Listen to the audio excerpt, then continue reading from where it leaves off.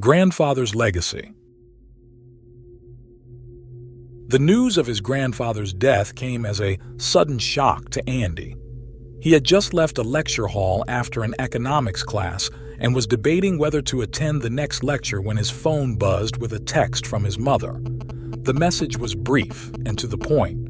"Son, your grandfather Floyd has passed away. Come home immediately." Andy's grandfather had been a professor at a prestigious research institute and, as far as Andy could recall, had worked on some rather complex projects. After his death, he left behind a two-bedroom apartment near the city center and a country house with a substantial plot of land. The apartment was bequeathed to his eldest son, Simon, who was the brother of Andy's late father. However, the country house and, oddly enough, his personal walking cane were left specifically to Andy. The grandfather's notary told the whole family, reading his will in his office. Present were Andy's mother and his uncle Simon. Floyd's son seemed deeply grieved and, judging by his disheveled appearance and the strong smell of alcohol, had clearly been drinking heavily the previous night.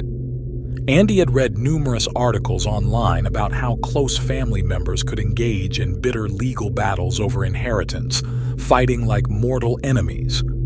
When the notary, a large man with a shiny bald head, announced that the country house 55 kilometers from the city was now Andy, Boy braced himself. He fully expected Uncle Simon to erupt in anger, hurl insults, or even lash out. But Simon simply nodded grimly and didn't even glance at him.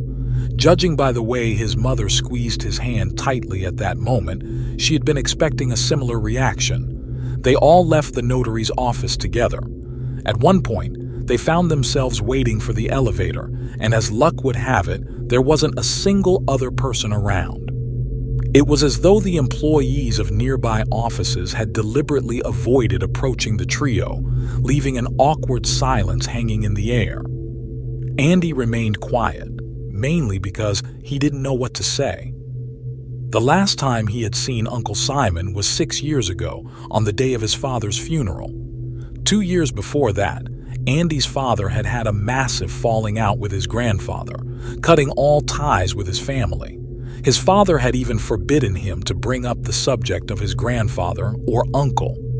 Andy no longer remembered what the argument had been about, but the memory of the men's furious shouting still echoed in his ears, especially since, on the way home, his father had been short-tempered and harsh with him too. Back then, Andy had thought he'd done something wrong and blamed himself for the terrible fight between his father and grandfather. Uncle Simon hadn't been present during that argument. At the time, he was working far from home, just as he was now, and had no idea about the family rift. The boy pulled a white, slightly crumpled envelope from the pocket of his jacket. The notary had handed both him and Uncle Simon a letter, explaining that Floyd had prepared them in advance, just in case. He was a meticulous man. "It's right that the dacha went to you, Andy." Uncle Sergei's hoarse voice broke the silence. "If my brother were still alive, it would have gone to him by inheritance. Father distributed everything fairly." Andy clearly felt his mother flinch beside him. Thank you." "I don't know what to say, Uncle Simon," Andy replied dully. Over the years, he had grown accustomed to the lack of contact with his grandfather.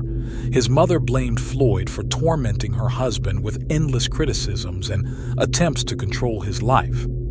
She had been just as adamant as Andy's father about cutting ties with that side of the family. "Naomi, don't hold a grudge against father anymore," Simon continued, turning to her. "You know how much he regretted that argument. He always thought about Ethan. You know, he was father's favorite." Simon gave a peculiar smile, and Andy noticed the glimmer of tears in the corners of his uncle's eyes. A strange and inexplicable feeling squeezed Andy's chest, leaving an unpleasant lump in his throat that made him want to clear it. "I'll try, Simon," his mother said, her voice trembling. Whether it was from emotion or anger, Andy couldn't tell. Knowing her temperament, he suspected it was more likely the latter.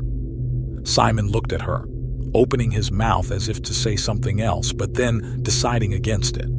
The elevator, crawling along at a snail's pace, still hadn't arrived. To break the heavy silence, Andy asked, "What's with the cane?"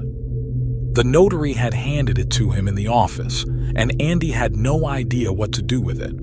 The cane was crafted from shiny, dark wood, its handle made of a white, textured material that felt comfortable in his hand.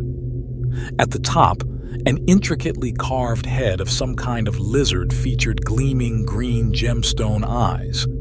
Andy was dying to examine the peculiar object more closely, but he felt it would be inappropriate in front of the late professor's eldest son. "Hang it on the wall and call it an antique, a family heirloom," Simon replied humorlessly.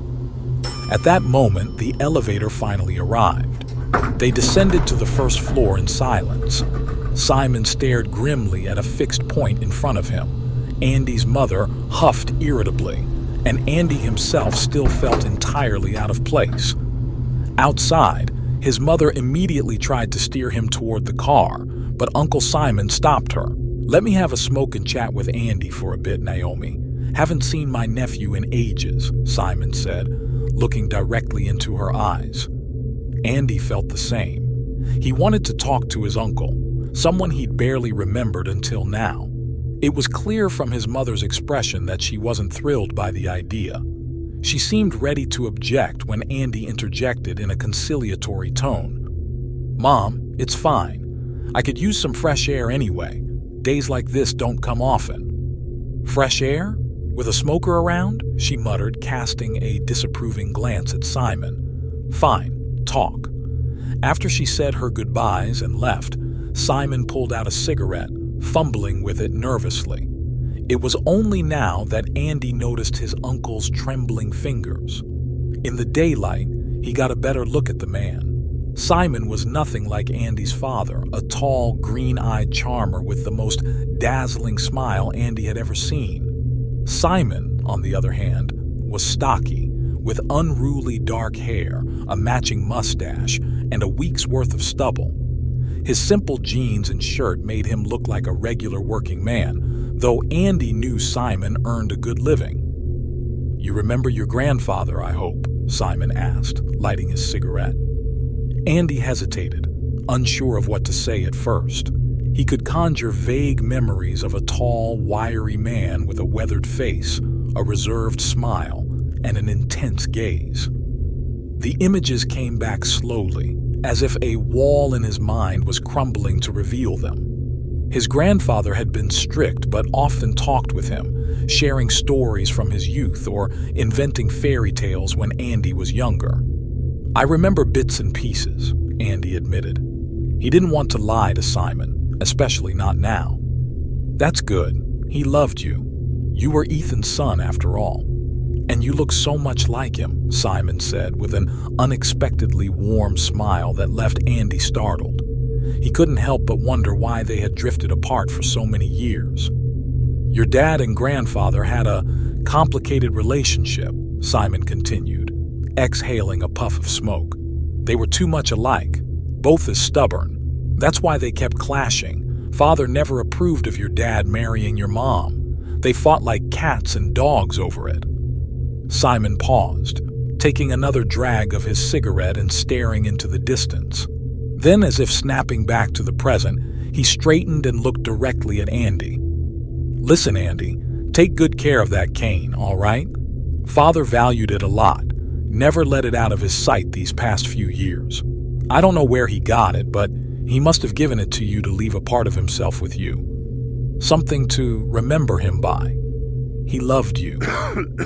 Uncle Simon coughed, and once again, Andy noticed the glimmer of unshed tears in the man's eyes. At home, his mother spent a long time lamenting that instead of a dacha in the middle of nowhere and a silly cane, his grandfather could have just left the apartment to his grandson if he was feeling so sentimental. She insisted that Simon didn't need the apartment anyway, as he was away for months at a time for work. "Come on, Naomi," Andy's stepfather, Scott, tried to calm her down. Andy got the dacha. Sure, the village is small and a bit isolated, but that's a good thing, isn't it? No noisy neighbors in the summer. After Andy's father passed away, his mother had mourned for 2 years. Eventually, a colleague introduced her to a man who began courting her. One meeting led to another, and before long, they were dating. By that time, Andy was mature enough to understand that his mother would struggle alone if he ever had to move away. Scott turned out to be a decent man. He owned several auto repair shops, and Andy felt reassured that his mother was in good hands.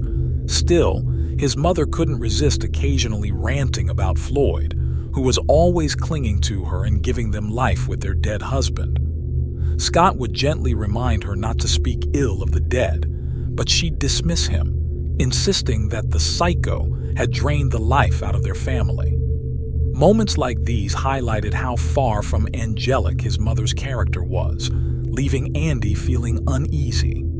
The uneasy feelings that had plagued Andy since his grandfather's funeral and the conversation with Uncle Simon gradually faded, just as winter finally gave way to spring. By mid-April, the weather had turned so warm that almost all the snow had melted, and the upcoming May Day weekend promised sunny, pleasant days. The idea of spending the holiday at the dacha came to Andy spontaneously. He eagerly shared the plan with his mother and stepfather. "That's a great idea," Andre said approvingly. "We can grill barbecue, hang out as a family, enjoy the fresh air and nature." His mother hesitated as usual, but under the combined persuasion of both men, she reluctantly gave in. "Who knows what state that dacha is in," she grumbled. "You're already planning barbecues, but it's probably a wreck. It'll take a month to clear up the mess." That was when another brilliant idea struck Andy. "How about I go there first and check it out? I can do most of the cleanup while I'm at it," he said confidently. "Oh, look at you, so quick to volunteer. What about university, huh? Your exam week is just around the corner," his mother shot back, ready to argue. "So, Mom, I've submitted all my coursework and most of my tests are automatic passes. On Wednesday, I have a colloquium, and if I pass that, I won't have to take the last test either." His argument was solid, and his mother had no good counter. She tried to think of more reasons to keep her son from going alone to an unfamiliar village, but his stepfather backed Andy up again. He praised him for his independence and responsibility in managing his new property. Scott even went so far as to offer his car for the weekend, which thrilled Andy. By Wednesday, Andy had aced his colloquium and secured an automatic pass for the exam. Elated by the prospect of spending the entire weekend at his new dacha, free from his overly protective mother, he practically skipped home. Even the painfully slow elevator ride to the 7th floor couldn't dampen his spirits. However, a surprise awaited him at home. His mother wasn't alone. To his astonishment, he found a well-dressed man in their living room. He was tall, slender, and wore a fine 3-piece suit. With his refined face and impeccable manners, the man reminded Andy of a 19th century aristocrat. "We have a guest, dear," his mother chirped, surprisingly cheerful. "This is Vincent, a friend of your grandfather." Her enthusiasm baffled Andy. She had always been rather cold toward her father-in-law, so her warm reception of his acquaintance didn't make sense. "Good afternoon, young man," the guest greeted, stepping closer. "I'm very pleased to meet you, Andy. Floyd spoke of you often, and this meeting means a great deal to me." Vincent explained that he and Floyd had been close friends for decades. He reminisced about their early days in science, their youthful travels, and even mentioned Andy's father. His sincere sorrow over Andy's father's untimely passing moved Naomi to tears. "Andy, I've only recently returned to the country and came as soon as I heard of Floyd's passing," Vincent said after a pause. "I learned from his notary that your grandfather left you the dacha and, curiously, his cane." He mentioned it casually, but the focused intensity in his gaze revealed that this was no ordinary question. "Yes, that's right," Andy replied with a polite smile. He left it as a keepsake for his grandson. "That sounds just like Floyd," Vincent chuckled. "He cherished that cane, you know. He never parted with it after I gave it to him. He thought it made him look quite distinguished." "I can imagine," Andy's mother chimed in unnecessarily. "That cane is clearly no ordinary item. Unique, very striking. It's just like Floyd." Her interjection irritated Andy slightly. Dealing with her could be a test of patience at times. "Oh, indeed," Vincent nodded enthusiastically. "That cane has quite an intriguing story. I could spend the entire day recounting it. I found it in an antique shop in Italy and paid a significant sum for it at the time. It was the least I could do to support my dear friend." "What a wonderful person you are," Mom said enthusiastically. Andy nodded in agreement as if to confirm her words. "I try, at least," he nodded back. "When I found out that this cane was with Floyd's grandson, I couldn't resist the temptation to see this rare item again." "Of course, it's in my son's room," Mom said eagerly. "Andy, why are you just standing there? Go and fetch the cane. Let Vincent take a look at his gift." Andy wanted to object, but the smiling face of Vincent and his mother's insistent gaze changed his mind. Obediently, he brought his grandfather's heirloom and handed it to the man in the suit. Vincent took the cane with such reverence, running his fingers over it with almost greedy movements that Andy felt a sudden internal tension. It reminded him, strangely, of alcoholics who hadn't held a cherished bottle in their hands for a long time. "As beautiful as it was that day, yes, definitely the same," Vincent said softly. "You have no idea how long it's been since I've seen it. So many memories, you know." Suddenly, Andy felt a strong sense of annoyance and jealousy. It deeply bothered him that some unfamiliar man was handling his late grandfather's heirloom. He immediately wanted to snatch the cane back, and he had to fight the urge to do so. "Yes, it's a beautiful cane," Artyom said in a strained voice. Vincent looked him straight in the eye and smiled so infectiously that Andy's irritation began to subside. "I understand, of course, that I can't ask for this," Vincent began. "But perhaps, Andy, you might consider giving this item to me. I live abroad now, have very few acquaintances, and such a memory of Floyd would be a true solace for me." It took all of Andy's effort to keep his voice steady as he replied, "I'm sorry, but no. This is the last gift from my grandfather." Vincent's face fell, and he nodded several times as though he hadn't expected any other answer. "I see. I understand.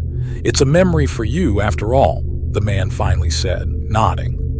He stood up and handed the cane back to Andy, along with his hand for a handshake. "It was a pleasure meeting you, Andy."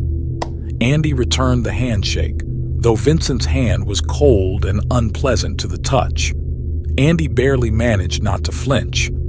After that, the man began to excuse himself hastily, claiming urgent matters. Mom, of course, insisted that he at least have a cup of tea, but he remained adamant.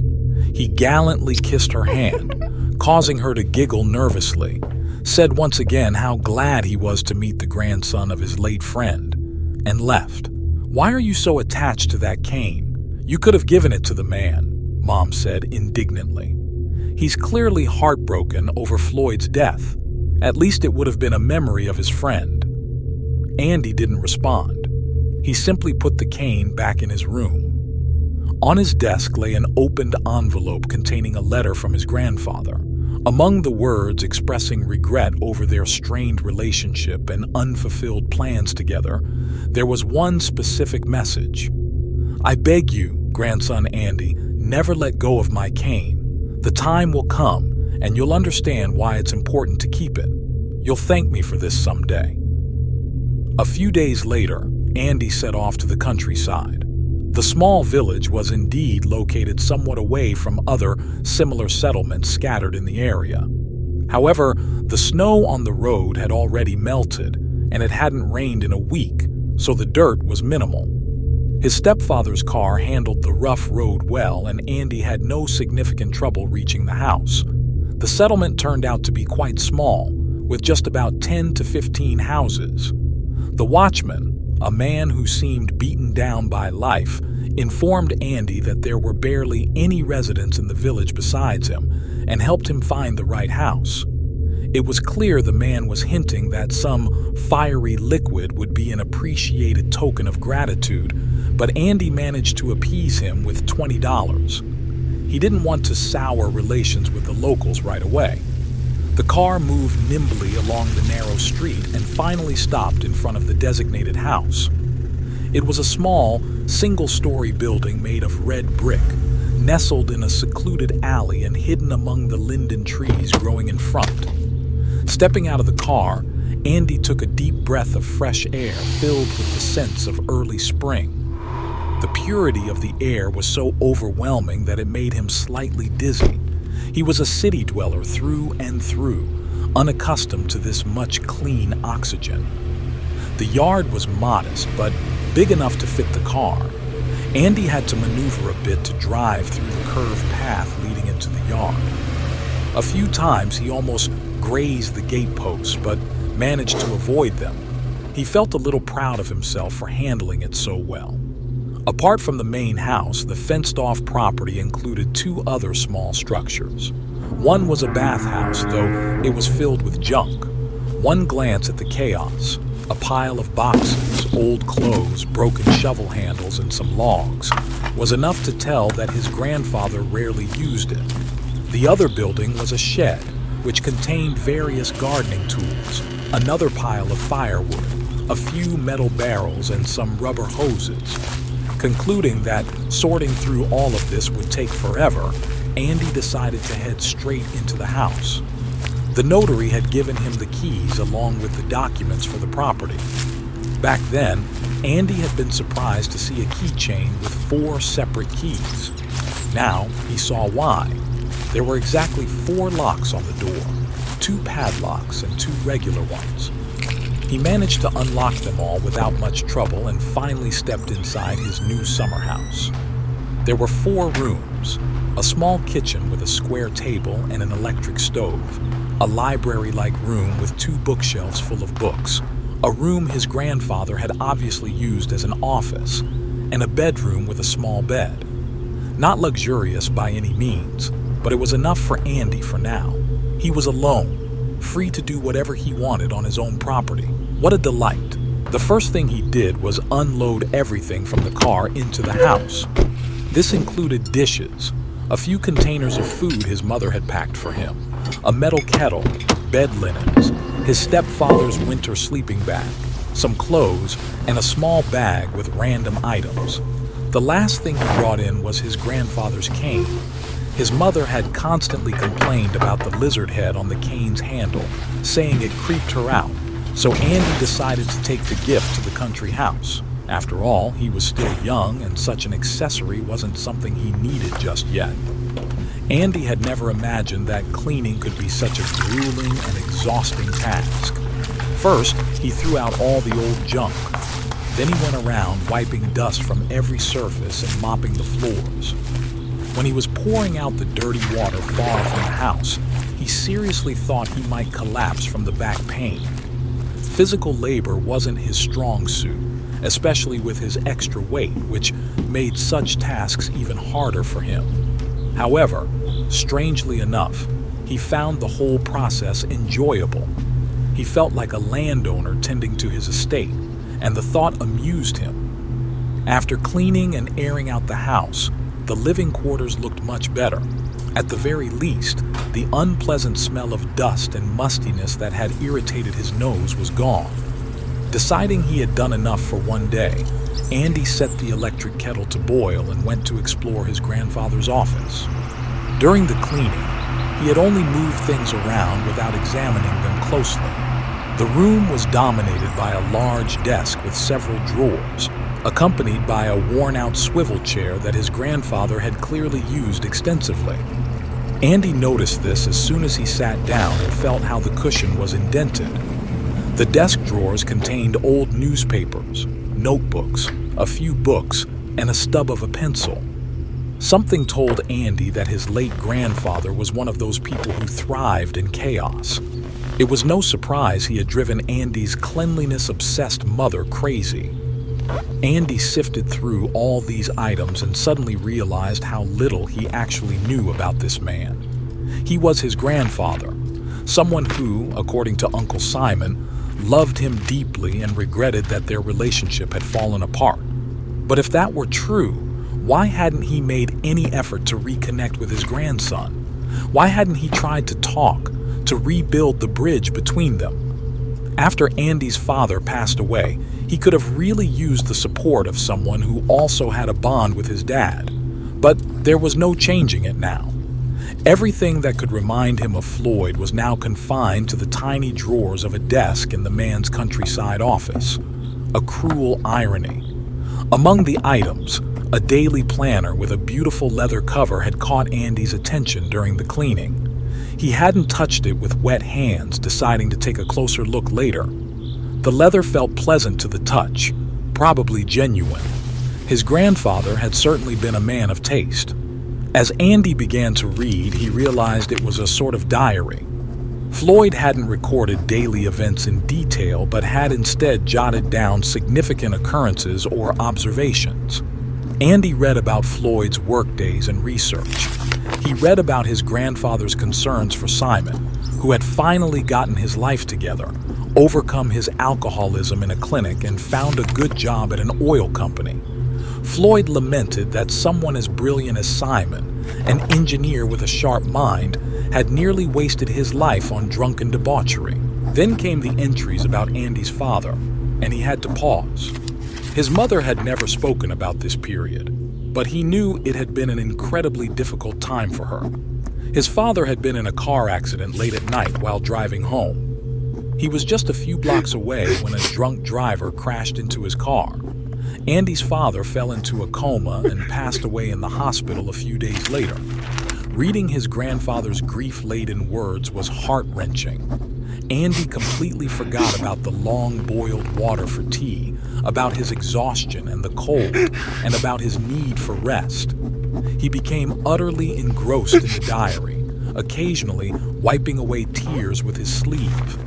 For the first time, he truly understood how deeply Floyd had mourned his lost son. In some entries, his grandfather's anguish was so overwhelming that it spilled into his handwriting, which became shaky and erratic. The pages were peppered with curses directed at the drunk driver responsible for the accident, and harsh words for all the fools who allowed intoxicated people to get behind the wheel. It was clear that Floyd had struggled with depression and dark, paranoid thoughts. He frequently wrote about the afterlife and how he would give anything to bring his son back. September 4th. I cut myself while shaving today. The thought crossed my mind that if I pressed the blade harder, I might have a good chance of severing an artery. Then it would all be over. Then I would see my Ethan again. September 10th. Well, I've been sent on leave. Mr. Walter said I need to take a break and recover from my grief. Brain dead turkey. He doesn't understand that work is the only thing keeping me going right now. September 18th. Simon truly is a good son. He bought me tickets to Italy. Now I'm wandering the streets of Milan, marveling at this city's stunning architecture. Perhaps things aren't so bad after all? September 19th. I dreamed of Ethan. I feel so terrible. Why couldn't I save my boy? Why wasn't I, this old fool, there for him? September 29th. Back in the Milan library, I stumbled upon some rather interesting records. I should look into this. Perhaps it's not such nonsense after all. The Research Institute hinted they wouldn't mind if I took another couple of months off. Well then, I can't pass up this opportunity. The entries became less frequent and more fragmented. It became clear that Grandpa had found something important to him and was now fully immersed in his search. Constant notes about parallel worlds, beliefs in the afterlife, and even mentions of voodoo rituals. Andy shuddered as he realized that Grandpa had never been able to cope with the grief of losing his son and was slowly descending into some kind of madness. No wonder his mother had called him a lunatic, but he had lost his beloved son. How could she not understand that? How could she not see that he needed help? And what was Uncle Sergei doing? A swarm of questions buzzed in Andy's head, and he couldn't stand it anymore. He stepped outside. He had deliberately brought a pack of cigarettes with him, even though he rarely smoked. He did it occasionally, lighting up a cigarette after class at the university, feeling a certain satisfaction at the thought of what his mother would say if she saw him. The feeling of inner freedom outweighed the fear of her disapproval and breaking her rules. This time, Andy smoked 2 cigarettes in a row before he could return to reading. His shoulders and back ached from the unfamiliar strain. His stomach growled with hunger, but he couldn't stop himself. Grandpa's notes had completely absorbed him, and he knew he wouldn't be able to rest until he had read them all. January 14th. Finally, I figured out how to get it. I need to find the right crossroads. All I need is a drop of courage, and I might be able to solve this problem. Could it really be possible? Grandpa's searching and wandering had clearly led to some discovery, and now Andy felt a tremor deep within him. God, how ill this man must have been. How could his family have overlooked it? January 16th. I haven't been able to write for a while. Too shaken. I'm a physicist after all, and I've spent most of my life working in the scientific field. How did I come to the point where I made a deal with him? The funniest part is that I still don't fully understand who he is. The records only describe the summoning ritual, but offered no information about him.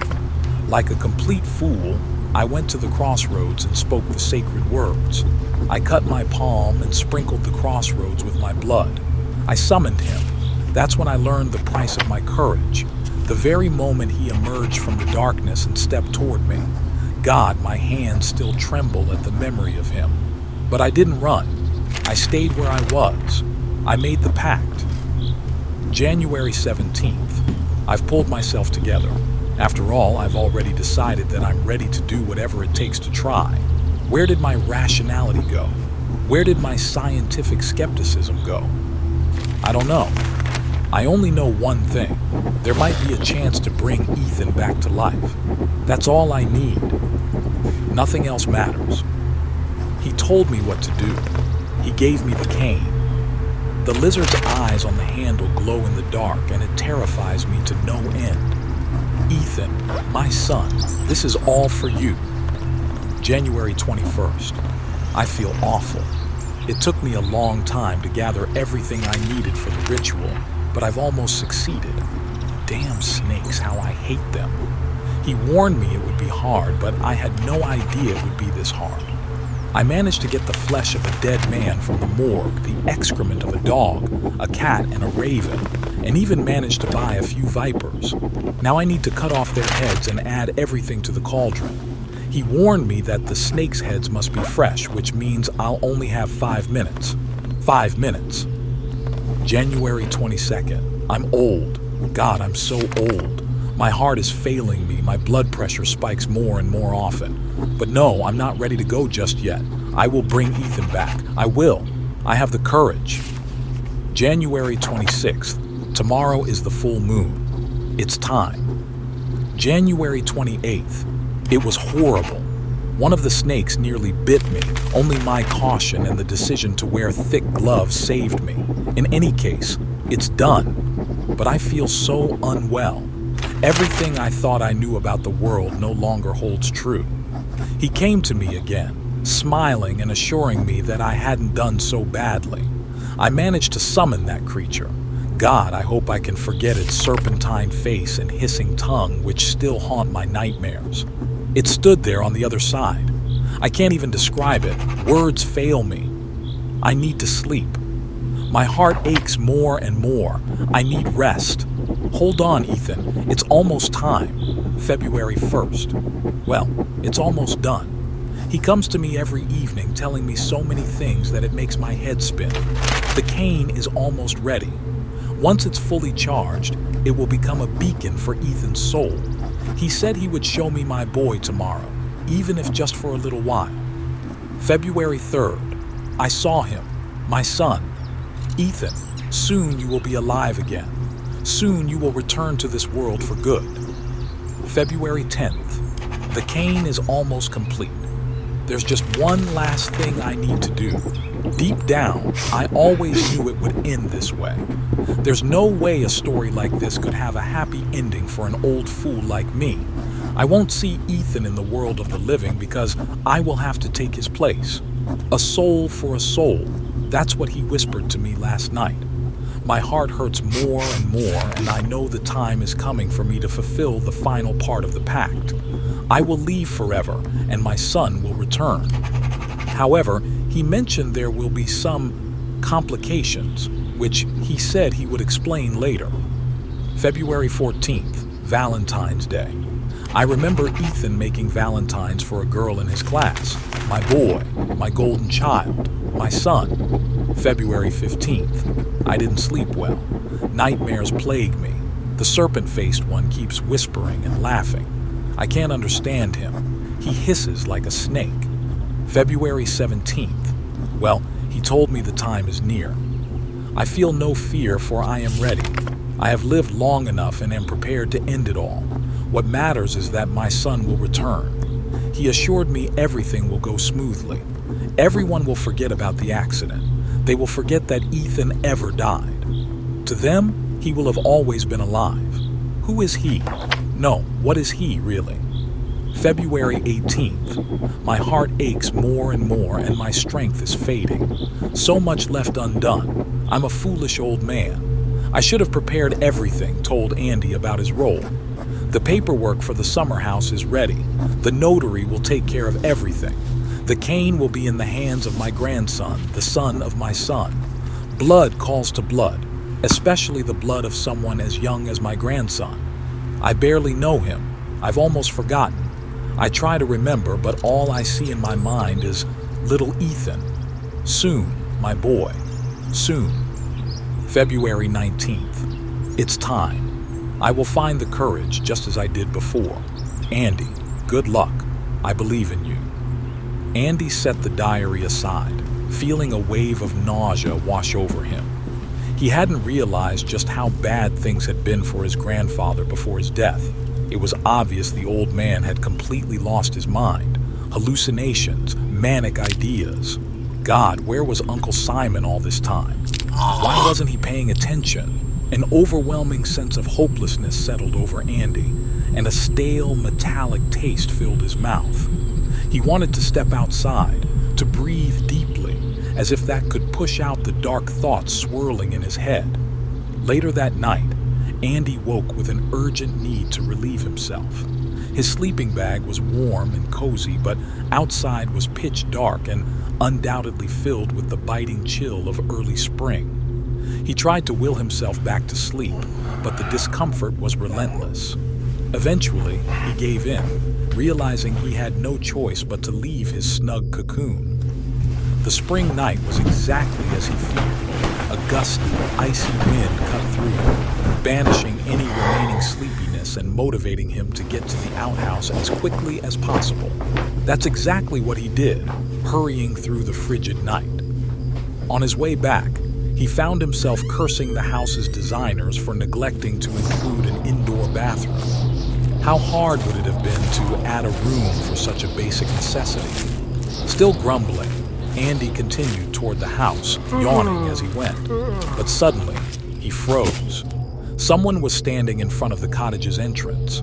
The porch light cast just enough of a glow to outline the figure, but not enough to reveal any details. The stranger was standing right on the edge of the light and shadow, unmoving. Excuse me, but who are you? Andy asked hesitantly, his voice uncertain. Whatever grogginess he'd been feeling was gone in an instant, replaced by a flood of anxiety. His thoughts raced to stories he'd read about squatters breaking into summer homes, sometimes accidentally burning them down while trying to stay warm. The figure remained silent. Andy tensed so much he didn't even feel the biting wind anymore, from which the unknown slightly swayed. Maybe it was the watchman, drunk? But no, this person was taller than the watchman. Ahem, are you okay there? This is private property. You're not allowed to be here, Andy said, his tone growing firmer despite his shaking nerves. The figure responded then, but Andy instantly regretted it. The words were garbled, utterly incomprehensible, and the voice was so disjointed and unnatural that a chill unrelated to the cold ran down his spine. Came, called, here, it muttered, its voice a rasping mess of broken syllables. Then it screamed.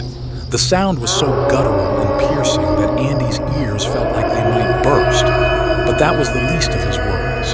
The figure staggered backward under the weight of its own scream and stepped fully into the light of the porch lamp. It wore what appeared to be a tattered suit, shredded in places to reveal patches of pale, grayish skin underneath. Its lanky arms dangled unnaturally low, reaching almost to its knees, swaying slightly as it moved. But the face, that was the worst. As soon as Andy laid eyes on it, he knew he would never be the same again. The creature's gray skin stretched taut over a head that seemed unnaturally elongated and warped, like a misshapen gourd.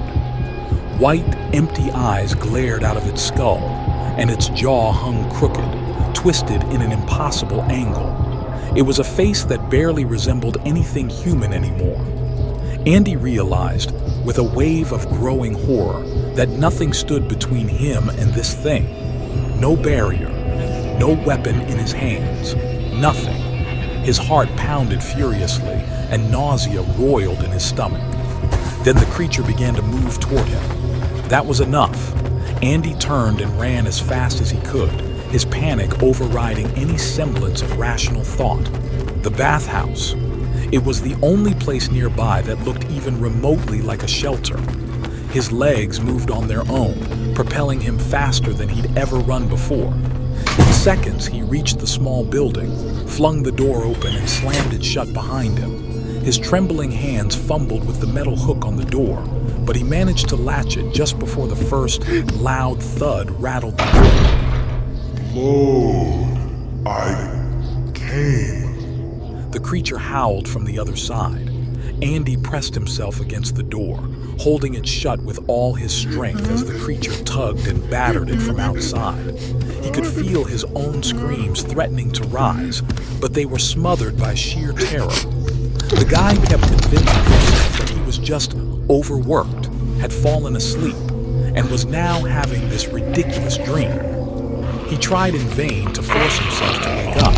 In vain did he appeal to reason and rationality. Nothing worked. Something horrible and incomprehensible was raging outside the bathhouse door, pounding against him. The terrible howls nearly deafened him. The creature screamed as if it didn't know how to speak and was gradually trying to figure it out. The guy's teeth chattered, and his legs shook so violently that he thought he might pass out from sheer terror right there. Damn it, all he did was go out to take a piss. However, the creature slowly seemed to ease its assault, and the pounding on the door grew weaker. Maybe it would get bored and leave, slinking back to wherever it had come from. As if reading his thoughts, the creature suddenly stopped howling and fell silent. It no longer tried to speak or force its way in, yet it was still there. Andy could clearly hear its raspy breathing and the hiccup-like sounds it emitted. Then came the sound of slapping footsteps, gradually moving away from the bathhouse until they faded completely. Yet Andy kept a firm grip on the door handle.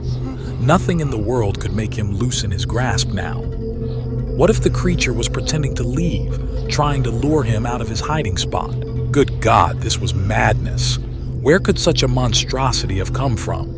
Monsters don't exist in real life. Their domain is bedtime stories for kids and horror movies. It simply doesn't happen that some unknown creature waits for you on your way back from the bathroom in your own summer cottage. That doesn't happen. As his breathing steadied and his heartbeat began to calm, Andy strained to listen, but he could hear nothing. No sign of the terrifying creature that had been prowling the yard just moments ago, like something out of a nightmare. It was as if it had been an illusion, a phantom conjured up by his mind. Andy hadn't brought his phone, and his wristwatch was back in the house, so he had no idea what time it was. All he knew was that it was still night, with no telling how long until dawn. And everyone knows monsters leave with the first rays of sunlight. They do leave, don't they?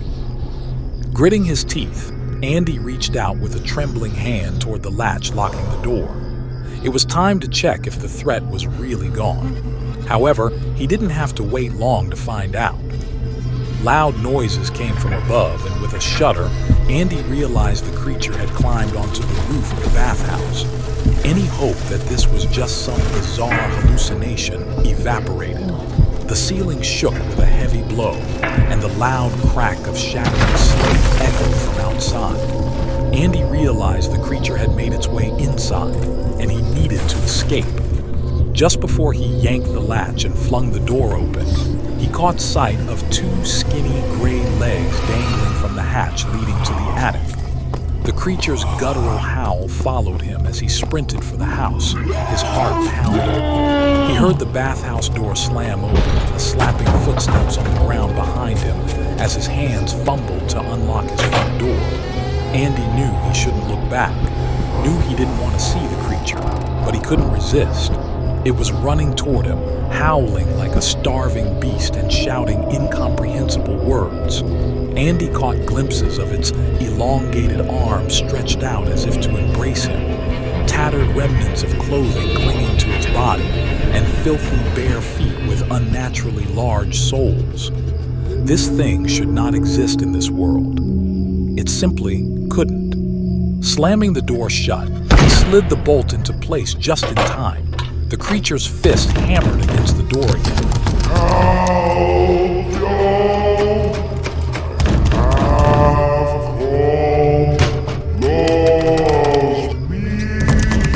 The guttural howl was deafening, shaking Andy to his core.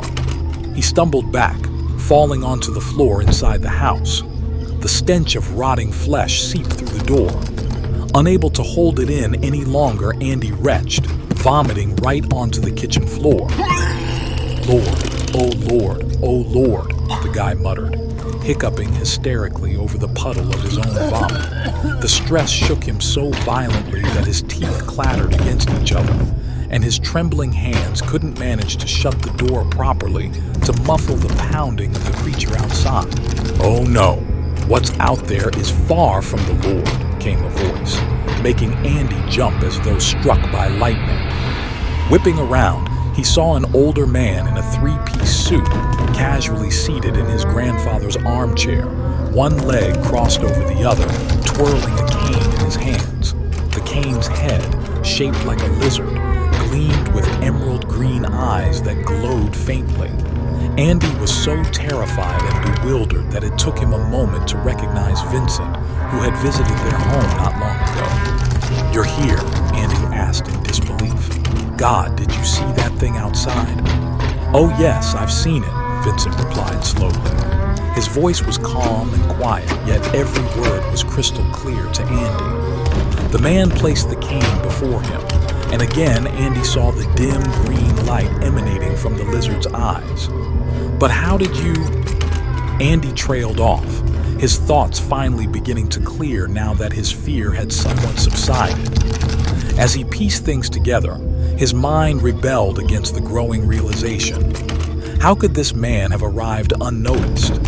If Vincent had driven here, Andy would have heard the car while he was in the bathhouse, hiding from the creature. His suit was immaculate, which meant he couldn't have walked through the woods or the dirt paths either. The realization struck like a thunderbolt, and instead of relief, it brought icy dread. Andy felt his heart gripped by a cold hand as he murmured, "It was about you. That's what my grandfather wrote. He went to the crossroads because of you." Strangely, his voice didn't tremble, though fear had taken over every fiber of his being. Andy had never considered himself a believer, always skeptical of anything irrational or supernatural. He would have laughed at the idea of a monstrous creature prowling a summer house yard at night, or a man appearing out of nowhere. But tonight's grim reality shattered all his certainties. His head spun, his heartbeat roared in his ears, and nausea swept over him again, though there was nothing left in his stomach. Clutching at a desperate thought, Andy began to recite the Our Father. He didn't know the prayer well, but muttered whatever fragments he could remember. "Oh, spare me, young man. Don't be so cliché. Prayers won't help you, I'm afraid," Vincent said with a cold smile. "See, Andy, you've guessed correctly. Your grandfather did summon me at the crossroads. I don't know where he found those manuscripts or how he managed to prepare everything, but I must admit, he was tenacious. He did it all flawlessly." "You said you were his friend," Andy stammered. "You said you gave him the cane as a gift." "Well," Vincent replied, "as you've probably guessed, I did give him the cane. Was I his friend? That's a more complicated question. The correct answer is probably both yes and no. Yes, because I tried very hard to dissuade him from the idea that had taken root in his troubled mind. No, because in the end, I did exactly what he wanted. The irony is that your grandfather had no idea what he was dooming himself to, and by extension, you, Andy." Vincent's voice was calm and emotionless, as though they weren't on a remote summer house with a monster raging at the door, but simply discussing the latest news over tea. Andy, on shaky legs, made his way to his grandfather's study. By now, he realized he had no reason to fear Vincent. Whoever, or whatever he was, he didn't seem to harbor any ill intentions toward him. "What is it?" Andy asked, just as a thunderous blow shook the door so hard it felt as if the walls might collapse. "Oh, your new friend goes by many names. Some cultures call such beings Dragger, others ghouls. But these are just words. The essence is the same. A body, stripped of its soul and mind, reanimated through unnatural means that disturb the natural order. These creatures are filled with shards of what used to be their humanity. Such things cannot exist under the sunlit world of the living, Andy. They yearn desperately for rest and will do whatever it takes to find it," Vincent explained in his steady, unflappable tone. His gaze locked onto Andy, and under that stare, the young man felt small and exposed, like an insect pinned beneath a magnifying glass. "Please, Vincent," Andy pleaded, his voice breaking. "Help me. I'll do anything, anything. I'll be in your debt for life. Just save me, I beg you. That thing, it came for me, didn't it? My grandfather must have awakened it by accident with his ritual." For the first time, Andy realized just how much he wanted to survive this night. To live a long, peaceful life, free of creatures lurking at the threshold. And right now, his only hope seemed to lie in Vincent. When the shatter of glass rang out, Andy screamed and bolted into the corner of the study. From the kitchen came the howls of the creature and the sounds of something massive clawing its way through the window. Then it appeared in the doorway. The sight nearly made Andy faint. A towering figure with impossibly long limbs and a twisted face loomed at the entrance, its guttural wail echoing through the room. Vincent struck the floor with his cane, and the lizard's eyes flared a bright, fiery red. The creature recoiled as if hitting an invisible wall, flailing and falling back. Andy heard it sobbing and groaning as if in pain. Not that Andy was faring any better.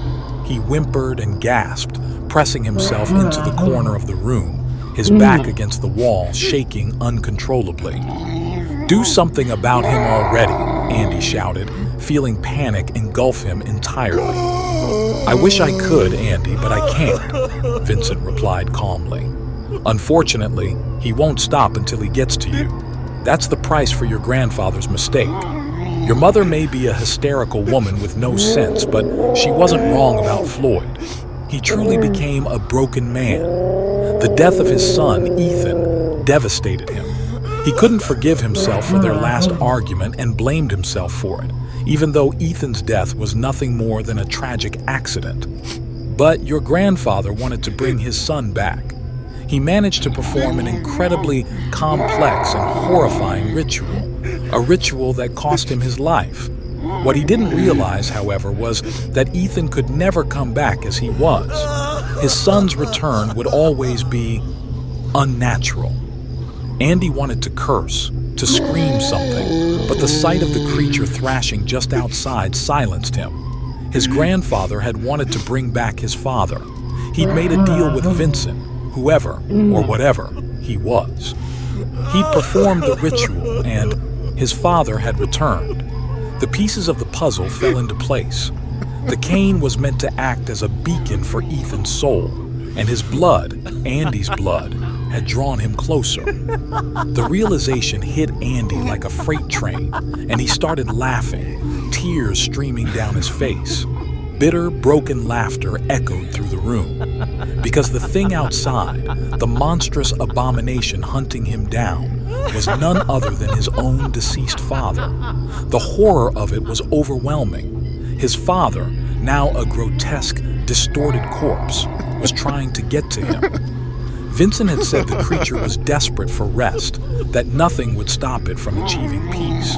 But what would a reanimated, nightmarish, twisted corpse have to do to finally rest? "I see you've put the pieces together, Andy," Vincent said, his voice calm and almost sympathetic. "Yes, you're correct. That is your late father, or rather, his shell, with something resembling a shattered and distorted soul trapped inside. Your grandfather, in his ignorance, only made things worse for him. Floyd was a terrible father, if we're being honest. A selfish man who only cared about his own feelings. And now he's dragged you into this mess, binding the ritual to you through that cane. I wanted to take the cane back when I visited your apartment. If you'd handed it over, you might have been spared. For a while, at least." Vincent stood, brushing off his suit. Andy's heart sank as he realized what was happening. Vincent was preparing to leave, and when he did, the barrier keeping the creature at bay would vanish. He'd be left alone with it. That couldn't happen. "For a while?" Andy asked, his voice trembling. His mind raced, calculating the distance to the nearest window. If he could break through and run, maybe he'd make it to the caretaker's shack. There was a drunk old man there, but he was alive. That was something. "Yes," Vincent said with a faint smirk. "The cane acted as a beacon for your father's soul, guiding it into the body. Your blood fueled the beacon. Without it, his soul might have wandered endlessly between worlds, unable to find the way back. Or perhaps it would have taken so long to return that you'd have grown old and died before it ever reached you, freeing him from the curse. But now, thanks to your grandfather's foolishness, your father has only one way to break the chain that binds him. He must kill you. Only then will the cycle end." Vincent's expression softened slightly. "I'm sorry, Andy, but you won't survive the night." The young man watched as Vincent's image began to fade and dissolve. His face held an encouraging smile, but his eyes were cold as ice. The old man, in his folly, had chained this unknown entity, binding it with the ties of a contract. Now, the being had gained its freedom and could leave, abandoning the creature alone with its victim. Andy saw the figure of the man vanish and caught a final glimpse of the lizard's gleaming eyes before springing into action. He dashed toward the nearest window, ignoring the howls of the creature which had sensed the barrier's collapse. With a powerful kick, he shattered the frame and, with a short running start, rammed through the remnants of the window. A sharp pain shot through his arm. He must have cut himself on the shards of glass, but it didn't matter. The only thing that mattered was escaping. Andy felt the ground beneath his feet, but an unknown force grabbed him by the hair and yanked him back into the house with one brutal pull. The young man screamed and struggled, but the dead flesh felt no pain. "Dad, no!" Andy shouted, feeling the cold fingers of the corpse gripping him. Terror overwhelmed him as he cried and fought to free himself, but it was no use. His reanimated father's grip was like iron. The creature howled, slamming its hands down on the boy. The undead fist struck Andy's face again and again, turning it into a bloody pulp.